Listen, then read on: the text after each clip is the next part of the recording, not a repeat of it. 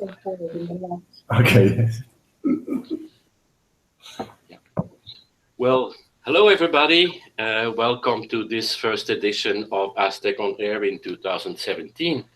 For those who are familiar with ASTC On Air, you know that this is our opportunity to bring to the field, to the professionals of our field, some insights from people that are doing some groundbreaking work, or if new ideas or visions about what we should go towards. To most of the time, it's people from outside of our field, but sometimes we have in our field people who are forward-looking as well, and whose contribution helps us to see a little bit what the future should bring us. And so we are very happy today to share this ASTC On Air with you, having on the other side in Dublin, Andrea Bandelli, and many of you may know him for a long time, especially since he is now also in charge of one of the major innovative projects in science and the field in the world, in the Science Gallery International based in Dublin. But also maybe because you were at ASTC in Tampa and you have joined in the Alan Friedman dialogue, where we had a conversation about public engagement, and starting from that and having this feeling that a lot is coming out of that appointment of Andrea in Dublin, and seeing how fast the Science Center is growing there, and the new venues all over the world. Especially was intrigued by the fact that they're starting in Venice, which looks like a very symbolic place for a science center. I thought it was time for us to have a conversation and bring that to you. So thanks, Andrea, for accepting our invitation to have that conversation. And I know that you have been joined by your staff, which is great. And I think we have not done that before, but I know they have a lot of things to share with us. And when time comes, you'll introduce them. But so first, I said, many people know you, but I like always to introduce that with a little bit about yourself. I'd like you to tell a little bit where you come from and how this whole adventure started, because the name that resonates with me is Laboratorio dell'Immaginario Scientifico. Yeah. I can see it with the accent. and because the word imaginario is in there, and if I think about you, that's a little bit what sticks with me, but maybe you can better explain it. Well, thank you so much, Walter. It's really great to be here today, talking with you. And yeah, it's so nice actually to remember indeed the origin. So that place, actually, the Laboratorio dell'Immaginario Scientifico, is where I started my career in 1993. Yeah, so I was just finished with my studies in economics, and I thought I would have a career in finance or something like that. And I actually was And now money doesn't matter, right? No, still not done much well on that side, but there's still time for that. But at that time, in '93, I was basically the only user of the online system that the Science Center, the Laboratorio, set up at that time. And it was before the internet almost. So they asked me, who are you? Because we see that you connect every day. We want to see you. So I went there, and then I started to kind of hang out in that Science Center. And shortly after, I went to the Excite conference in Amsterdam in 1994. And there is where I met you. But also, you were working actually in Amsterdam at the time, yeah. Where also I got a job at the Science Center that is now called NEMO. And really a bit by coincidence and a bit because I really like the field, I stayed in the field. So I worked for a few years in Amsterdam, and then I worked as a freelance on many international projects. I met many of the colleagues at ASTC conferences. I was involved with the NiceNet project in the first 5 years. I did a bit of consultancy for Miami, the museum in Miami, and Minnesota, and so forth. And then in the past 10 years, 12. Let me go back before that, because there was something we did together that I think also created a little bit with you this idea about how the public relates to science, and that's some part of the discussion that we're going to have. we created a game together, you more than me, but about discussion and offering people the possibility to discuss controversial issues in science. What was that about? Yes, there was the play decide game indeed. Yes, Exactly. yeah. It was the year 2000, and well, at that time actually it was really this whole discourse about public participation in science was starting to emerge, and we developed indeed a game that was a way for people to have informed conversations about controversial topics like nanotechnology, genetic engineering. Genetic testing, xenotransplantation, HIV, and the game was a good format to get solid information, to get knowledgeable about the issues at stake and the stories, how these affect people, and to discuss in an informed way and reach conclusions that could inform policy. And I'm going to interrupt you again, but that's the formula that we have. Yes. Sure. What I like to do is we used that game for the bigger international project on climate change in the frame of the International Polar Year. And we were able to compare results in different places in the world.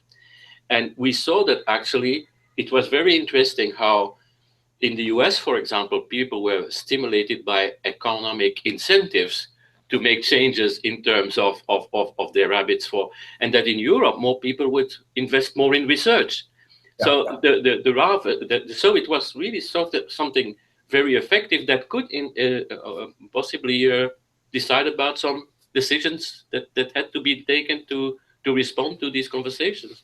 Right. Yes. Yeah. We used for that. We used it also for the large project on rare diseases and genetic diseases all across Europe, and indeed we were able to compare the differences between different countries, but also different groups.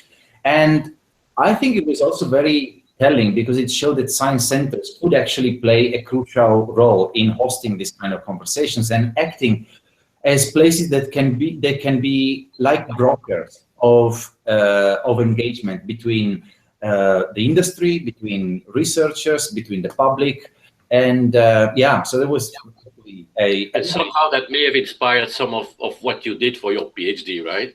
Right, exactly. Yeah.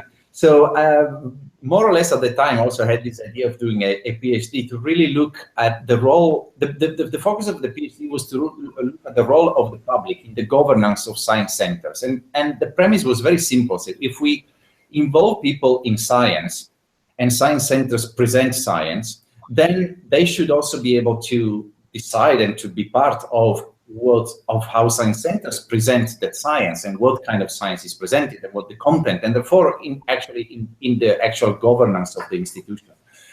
And what I found out is that, first of all, science centers can be really places that democratize access to science, in the sense that there is a very clear correlation between education and level of engagement. Higher educated people participate more in science. You can find it across the media, across many other. In science centers, however, we see something different, is especially people with lower education, primary education or secondary school education, that are more involved, they have the highest interest to participate in conversations. And I think that's really something that we should capitalize on and should really make value out of that, of the fact that science centers are places where indeed it's the people that normally don't have access to other forms of participation. They see indeed a science center as the place where they can do that. And you think that those that are higher educated have lost already their illusions in that? Maybe. I think also they have other places where they can participate, and also they. Many of the people with lower education probably come to the science center for other reasons, not because they want to participate, but maybe because they are bringing their family, they are coming there with friends, they are on a casual visit, and they see, oh, this is a place where I can actually participate in this kind of.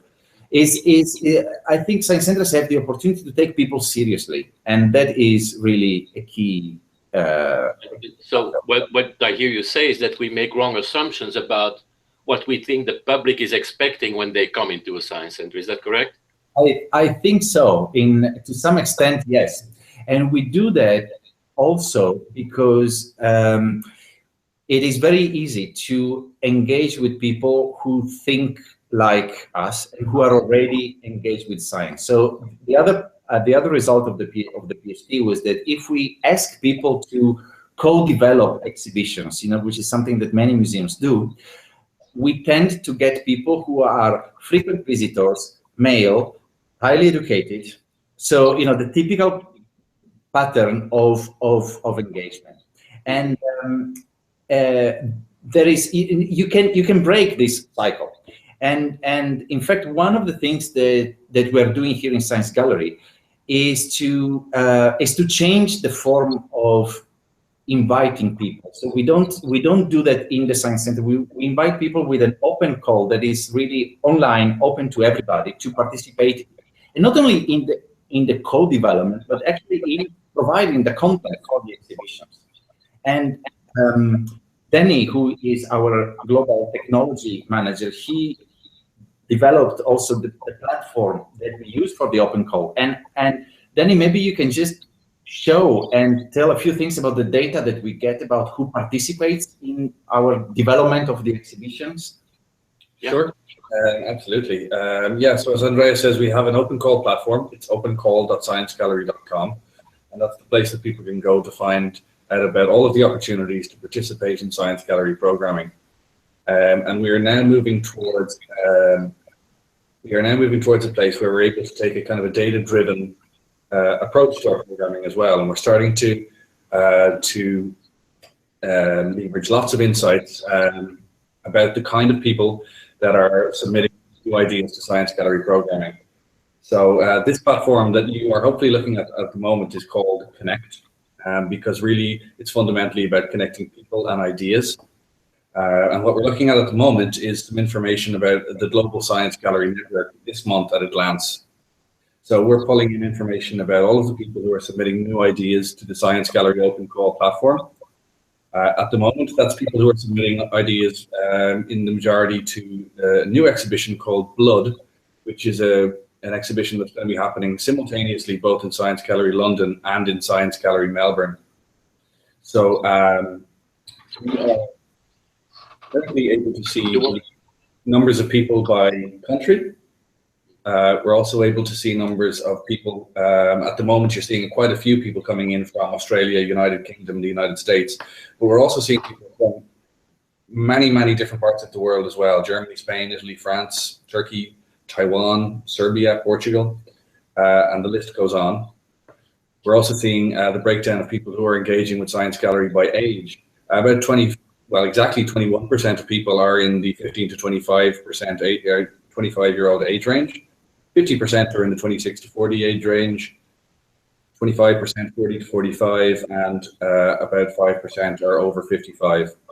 Yeah, and the gender also is quite interesting. The gender breakdown we found very interesting. So actually for people submitting new ideas to Science Gallery, we're seeing only 30% of those people are male, 66% of those people are female, and actually 4% of those people have identified as some other gender identity. And we've actually so far had people identify with 10 separate gender identities. Yeah, so that indeed, that's the kind of information we need to break down, to break those assumptions that we otherwise would make. And I think it's really important to have this kind of, as Dennis said, this data-driven to go under the surface and to break indeed the assumptions that we make. So the short experience that I had is similarly in that regard. Is when I was conducting the communicating climate change program here in the US with 15 science centers all over the US, we were able to participate in a Yale national-wide survey about what the scientific literacy was of the people who were in favor or against the idea that climate change was driven by humans' activity. And we found that in general, most of the people visiting science centers or museums would more likely believed that climate change was existing and that it was caused by humans. But when we looked at the science, they were not necessarily the most educated in science. And it's actually what you said earlier. I think it confirms a little bit what you said. People come to science centers, they have some ideas, but the science is still something that you have to bring to them. And it's probably lesser educated people that are engaged more than the other ones, right? Exactly. Yes. Yeah. And it's also indeed it is really a matter of I think taking people seriously and respect for people. That's what we notice also. We in the conversation at ASTC, we were talking about the 15 to 25 age range, which is usually where science centers don't have almost any visitors, or it's very and it's right indeed the main focus of Science Gallery. What we do is we take those young people extremely seriously, and actually even younger people are young children are really empowered by what we do. We have our, several of the exhibitions, Blood and Design and Violence.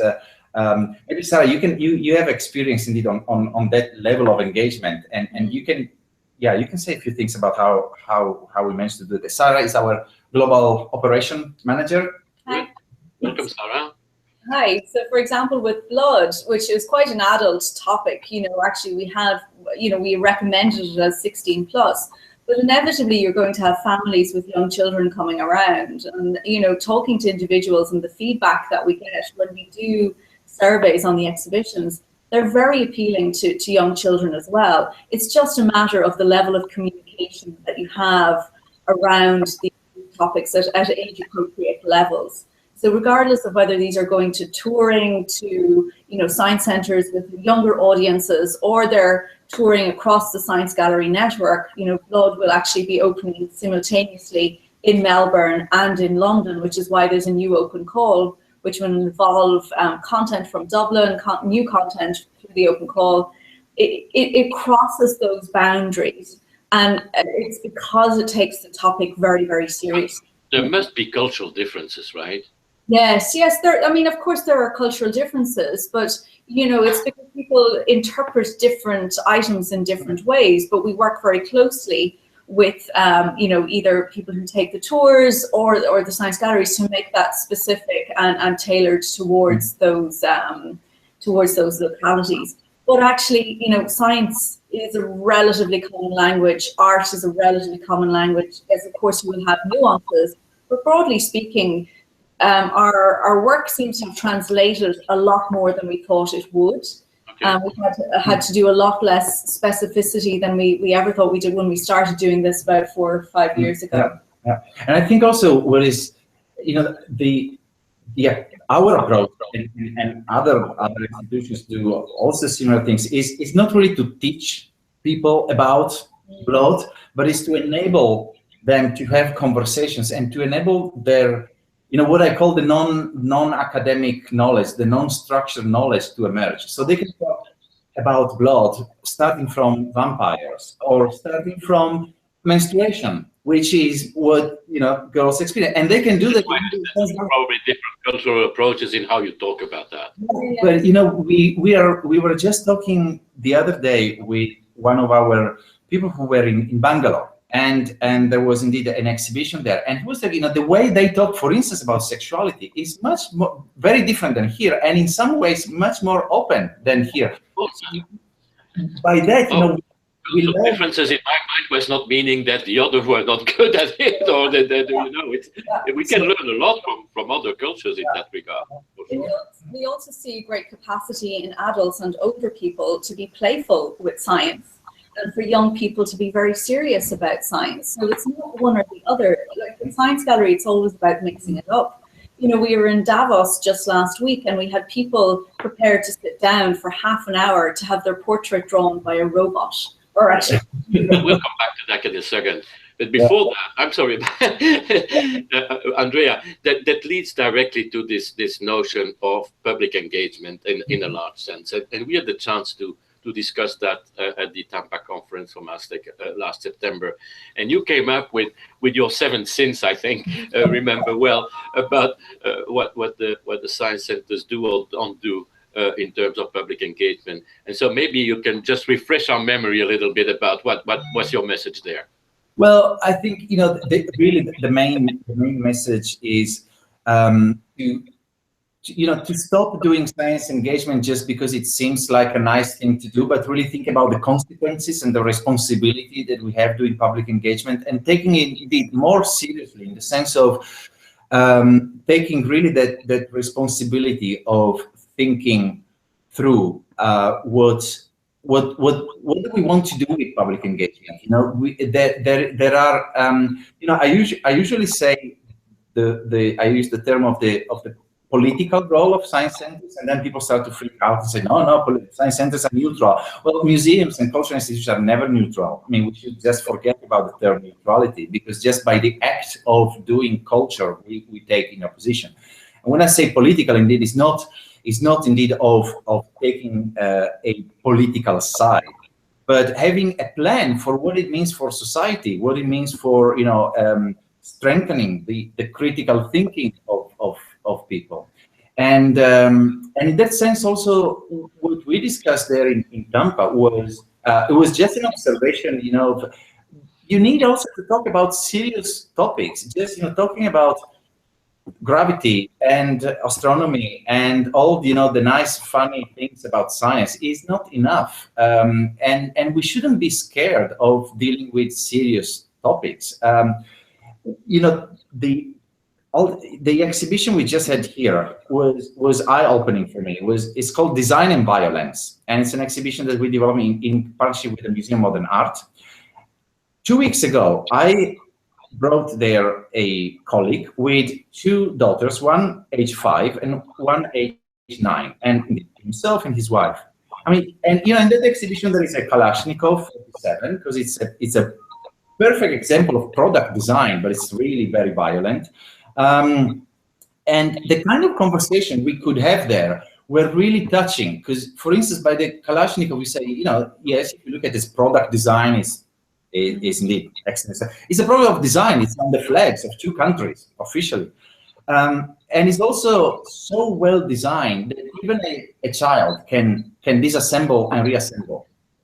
And then you stop when you say this, because you think, oh, now there are children doing that, and that's not right.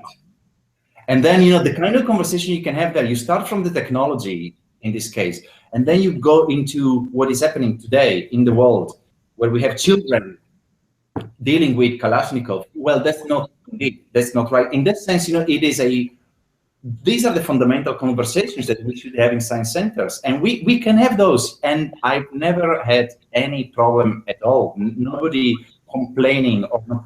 This is you know, people are hungry for this kind of conversations, and you can have them indeed on violence, on gender, on, you know, the artificial intelligence. They don't have artificial intelligence. Another case, you know, everybody's talking, oh, jobs are, you know, they will take over our jobs, but very few people are talking about the fact that there will be so many new jobs make available by artificial intelligence, and we need to provide a space to young people to think and to create actually those new jobs.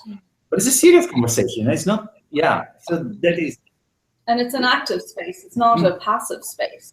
It's a space that asks the staff and the participants and the visitors to be active in their engagement in science, and engaged as citizens, and engaged as political citizens. Yeah. But what I think is interesting in what you say is that at the same time that you promote this kind of conversations in your center, there is a much bigger understanding within the public and the visitors from science centers as well, that if there is a decision to be made about a serious issue in the world, whether it's at climate change or local level sustainability programming in the city or anything of that sort, it should be based on science. Yeah.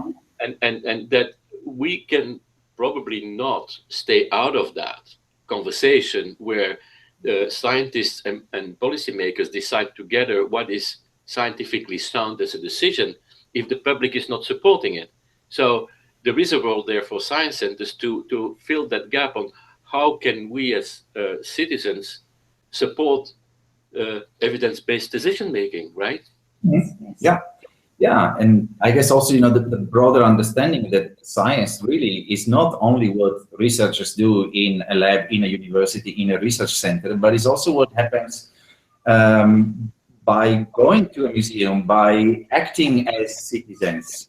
It's much broader than, it's not only, I think, not only support for science, in the sense that there is I think we should avoid to identify science as the institution of science that is confined to certain spaces. It's really support for science and technology, but in a way that really involves everybody. And the more opportunities we give to demonstrate how that affects our life directly, the better it is. And so when you explain that, it doesn't surprise me then that last week you were invited to join the Economic Forum in Davos, right? Yes, yeah, there was. We are extremely happy, and there was indeed a major achievement for us, and it's something that we are incredibly grateful to the World Economic Forum and the Wellcome Trust that helped our participation there. Yes, it was also a very good window for us to see what we as cultural institutions can do. So we were there as part of the cultural program of the forum, and we brought a few of the exhibits from our from the exhibition scene, and we engaged indeed with the participants to talk and to interact with them about the issues of the fourth industrial revolution, which is the convergence of the digital, the biological, and the materials science together, and the concept indeed of responsible leadership. And some of the meetings and the conversations there were really incredible. We first of all, we noticed that there is so much need for this kind of conversation from the really people at the top. I was impressed by the time in Davos, where everybody is running around, and they really took the time to sit down 30 minutes with our robots and with us to talk about that. Who did we? And we had a number. We actually created a gallery of portraits, of robot-drawn portraits while we were at WEF, and which included Her Royal Highness, the Crown Princess of Norway, who we believe may have had the first ever robot drawn portrait. Yeah. We've also had people like Imogen Heap, Franz Cordova, who is the director of the France Foundation.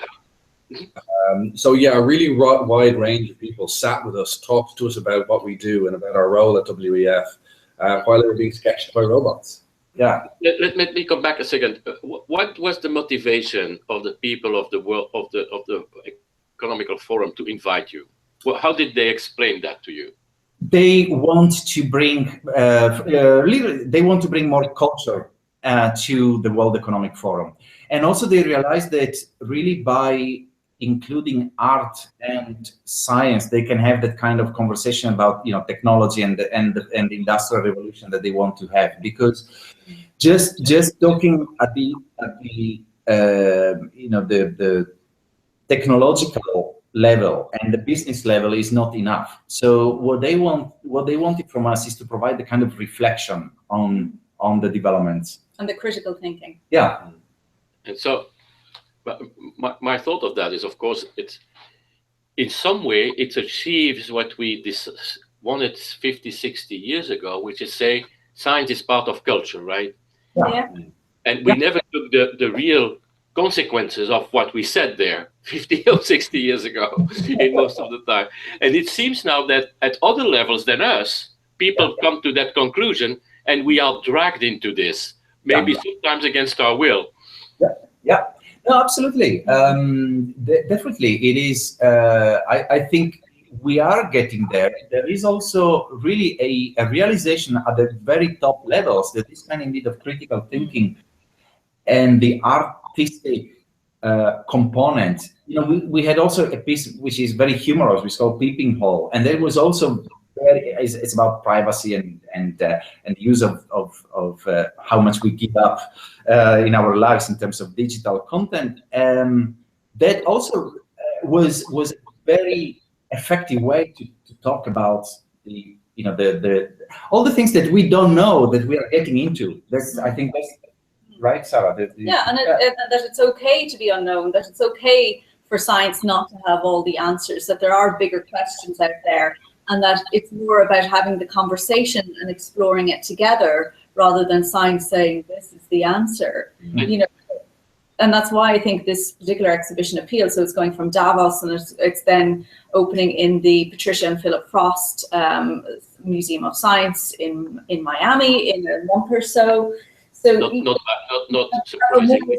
Global appeal then to the forum alone. Yeah. And also what was really interesting there, we had a session with some of the cultural leaders at the forum, designers and robot designers, and one of the conclusions was that artists and scientists should take a more activist role, in the sense of really taking ownership of their engagement in, and it's something that for me is really very very important. I support that fully, because I think that activist role in the sense of taking, again, it goes back to taking responsibility for what you believe is the necessary thing to do in society, is something that you cannot just shy away. Sarah, again, I think it would be good to mention also your point of view on this, because it is also about gender and the role of women, which is, again, comes back into the conversation about what we are trying to achieve in science. Well, as we know, there are big issues, particularly with the number of women who are involved in STEM and the kind of pipeline of getting women in STEM. And like, my background is in theatre, and last year I was involved in this massive campaign called Waking the Feminists, which was around gender equality for women in theatre. And Science Gallery in itself gave us a platform to be able to go in and talk about that. So I, for example, was a late night party atmosphere in Science Gallery, where there is a panel of 3 people, one woman talking about abortion, one woman talking about menstruation, and me talking about gender equality in the theatre, and how activism is really important. If you have an expertise, then you have to be prepared to stand up and debate. And it's not about forcing your point of view, but it is about broadening the conversation and not remaining quiet about something, and not remaining, standing back and letting the conversation. You have to be engaged in it, and when you're committed to something, then you're fully engaged. So I think all of us who work here in Science Gallery, whether on the international or in the individual science galleries, see ourselves as activists and take that quite seriously. And so much art really is a provocation. It's a jumping off point for a conversation you weren't expecting to have. But we often see that moment of surprise that triggers people to begin to think in different ways. And it's about having a respectful tone about that as well. So you can decide to be really activist, but not necessarily about, you must think like this, or you must believe in climate change. It's about having confidence in your point of view, but being able to have a space where you can open up a very provocative conversation that can go someplace and not shut it down. Well, I hope that that's also how you felt about this conversation, that it was. and unfortunately, we are already at the end, and I know it goes so fast. But thanks for joining us. And Andrea, maybe a last word. Was this some kind of a message to the field that you have today after your after joining the Science Gallery and things that you have explained us now? Is there any additional comment that you want to make? My thing is, don't be afraid of taking people seriously, and don't be afraid to make the extra step to jump into a little bit outside of the comfort zone. take those risks, because that's indeed staying inside the comfort zone is very bad for your critical thinking. So just stretching that is extremely helpful. And there are so many people that will be on the same journey. So yeah, that's my message. Thank you. And I'm not gonna argue with you on that. So thank you, the three of you to join us today. And you know, this is for all the others. It's gonna be archived on the ASTC website and on YouTube, and so you will be able to see that again whenever you want. And next time we'll do another formula. We will be in Universum in Mexico City, and with the audience there as well. So we're looking forward to that. Thanks again. Thank you. Thank you. Bye-bye.